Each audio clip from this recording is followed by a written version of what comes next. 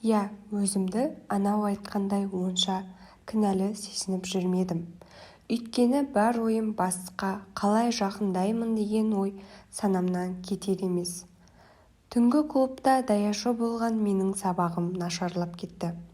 Ақша беріп әйтеуір деканның аузын басып жүрдім.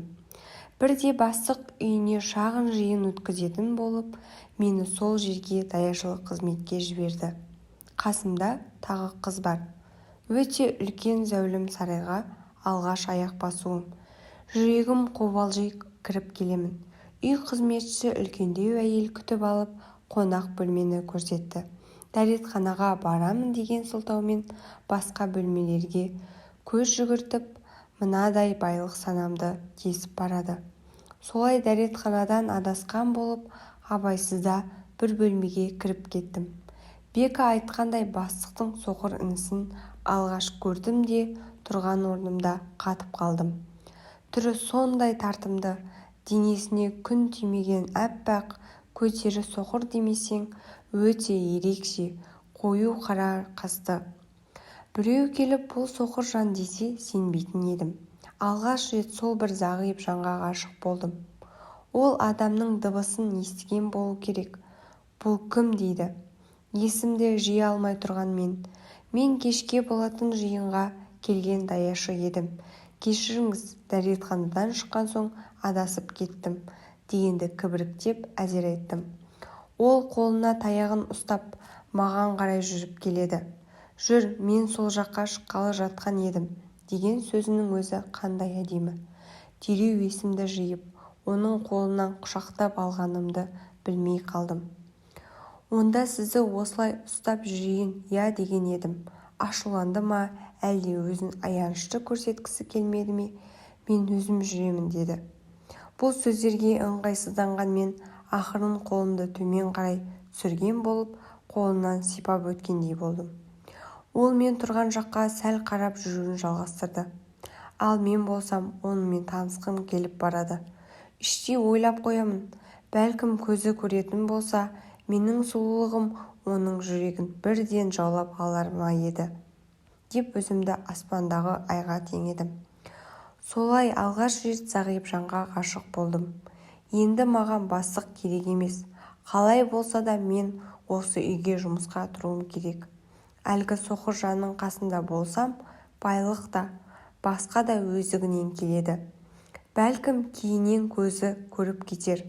Қазір заман дамыған сайын жазылмайтын ауру жоқ. Сондай неше түрлі оймен басымды қатырып жүріп, алдымнан шыққан Рашидке соқыр жігіт соқтығысып екеуміз жерге құладық. Абырой болғанда мен оның үстіне құлап, оның еш жері зақым алмады.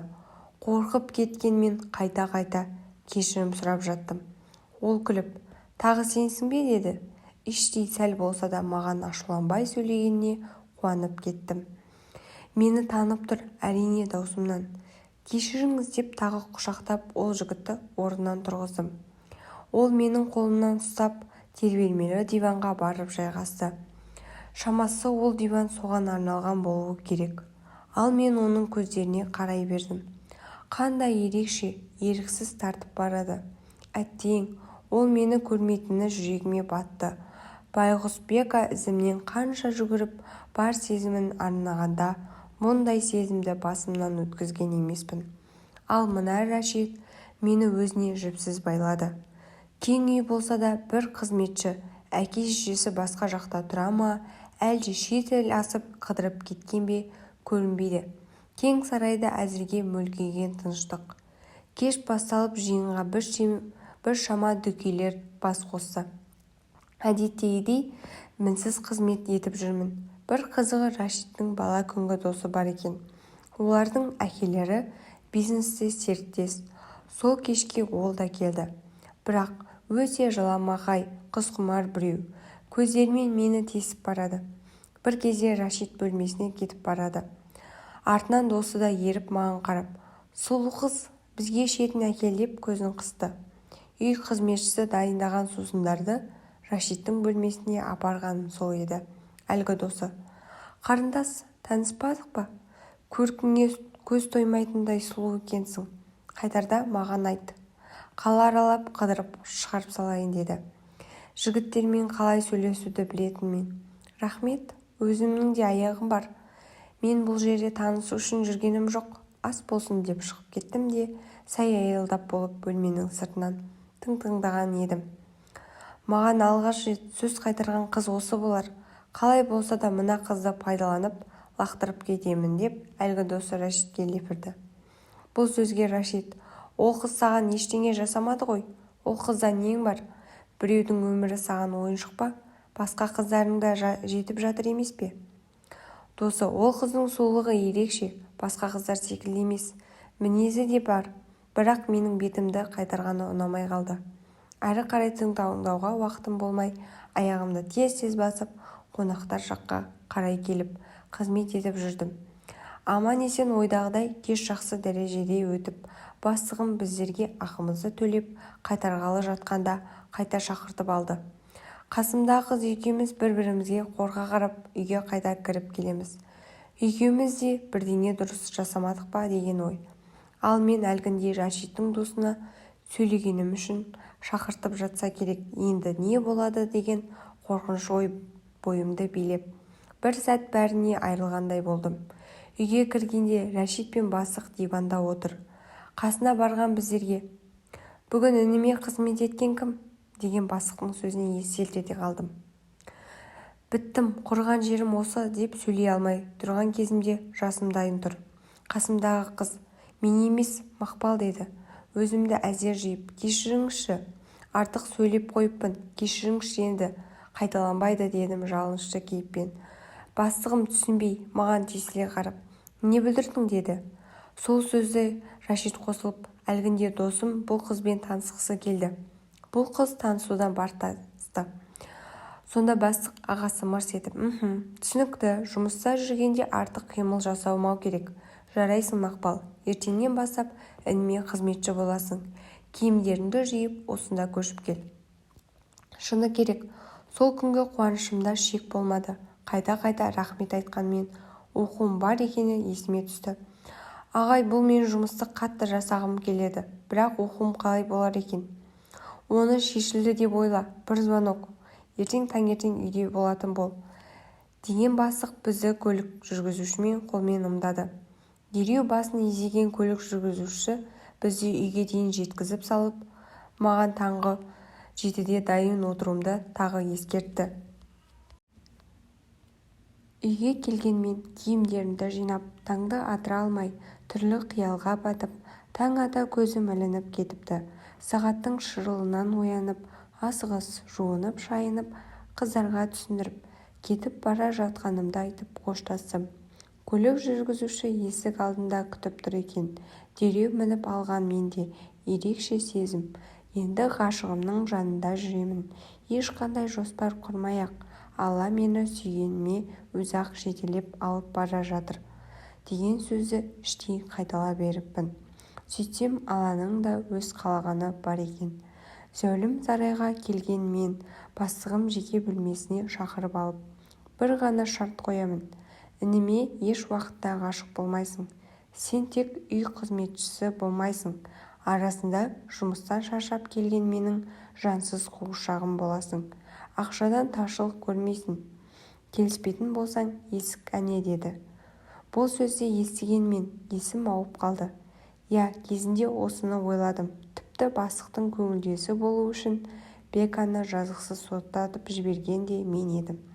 Бастықтың айтқанына көнбесем, бәрінен айырғалы тұрмын. Үнсіз басымды изеп, келіскенім сол еді.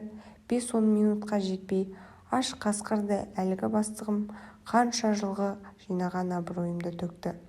Ал мен қарсыласа алмадым. Өйткені келістім. Мен Рашидке қатты ғашық болдым. Сол үшін де келістім. Ең болмаса қасында жүрсем, қалағаным бола жатар деген оймен бәрі күл-талқан болды. Ағасының жансыз қуыршағы болған мен інісіне өлердей ғашық едім. Ал менің әттең деген күндерім өтіп жатты.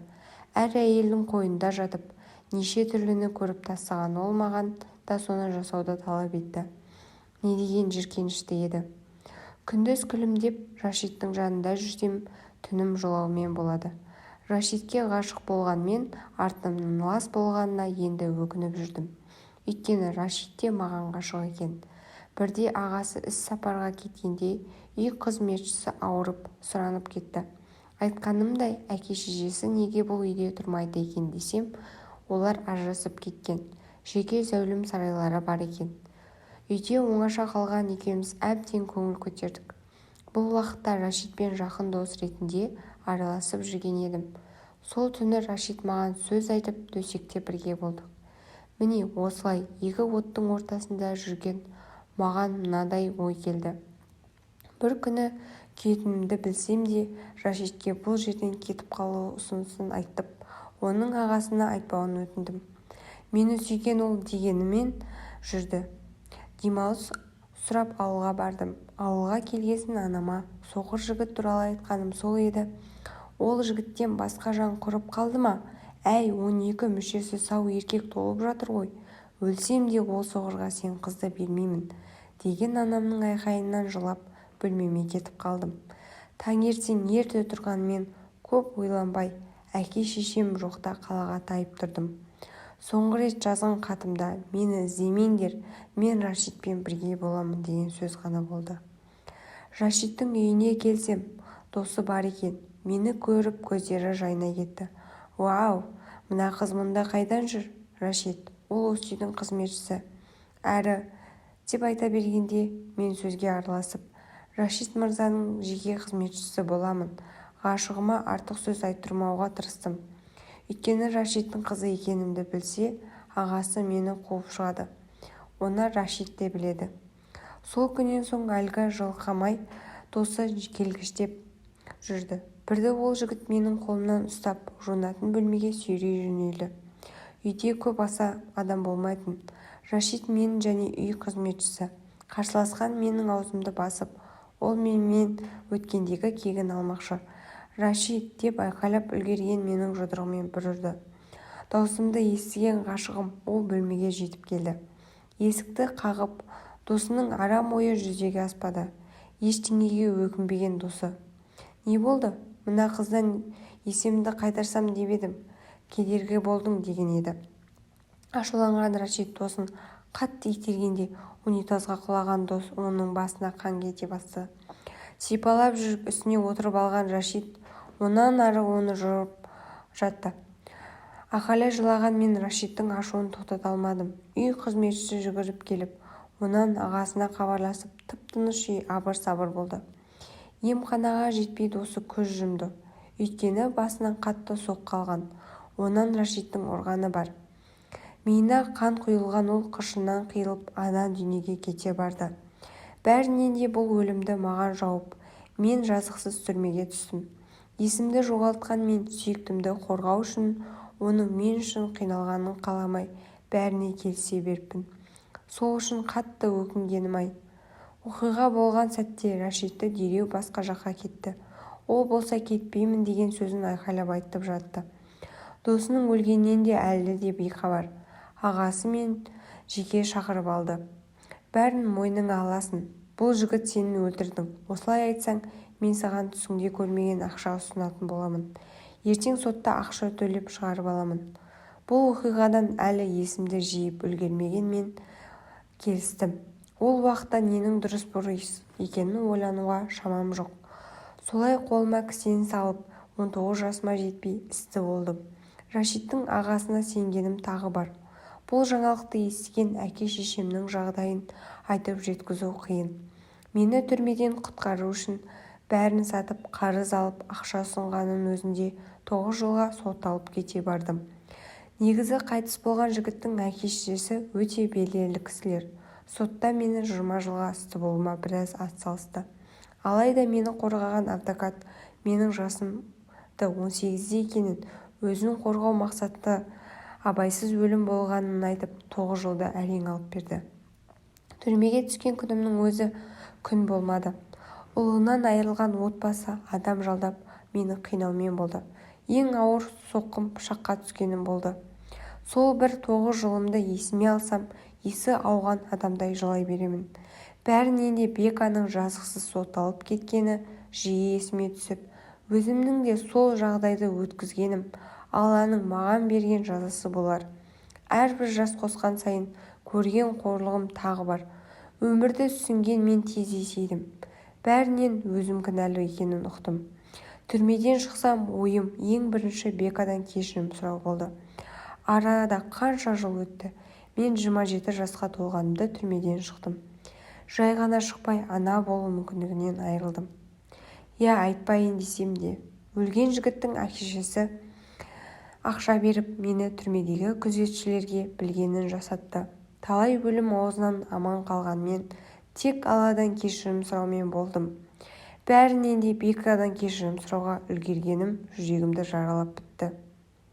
Үлгермегенім, әттең-ай, сол бір қайта айналып келсе, Бекамен бірге болар едім. Байғұс Бека түрмедегі азаптан бұл өмірмен қоштасқан. Бәлкім бастық өлтіртіп жіберген болуы да мүмкін. Түрмеден шыққаныма 2 жыл болды. Әке-шешемнің қасында болдым.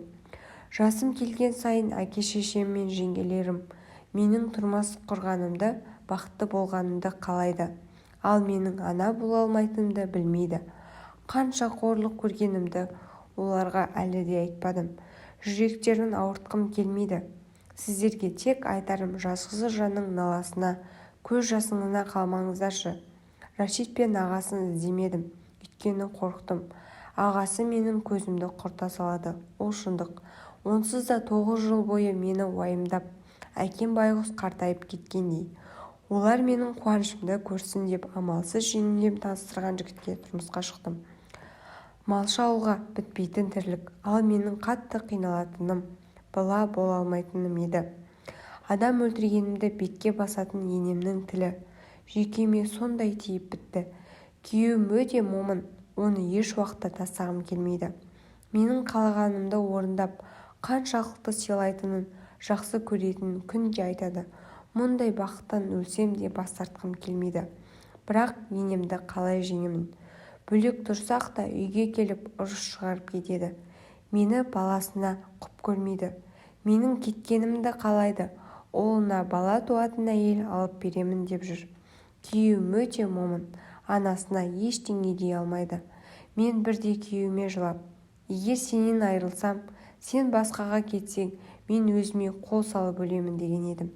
Я, шындық, малшы болса да, күнде малдың иісі сасып келсе де, мен күйеуімді шын жүректен жақсы көремін. Онсыз мен білмеймін, осы кішкентай бақытымды енем көп көрді ме, әлде ана болған ұлының ұрпағы болғанын қалайды екен бе, білмедім. Әлде мен тағы да өз бақытымды ойлап, өзімшілдік жасап жүрмін бе? Бірақ күйеуімді тастап кетсем, білмеймін, өмір сүру мүмкін емес сияқты. Ойларыңызды жазыңыздаршы. Соңы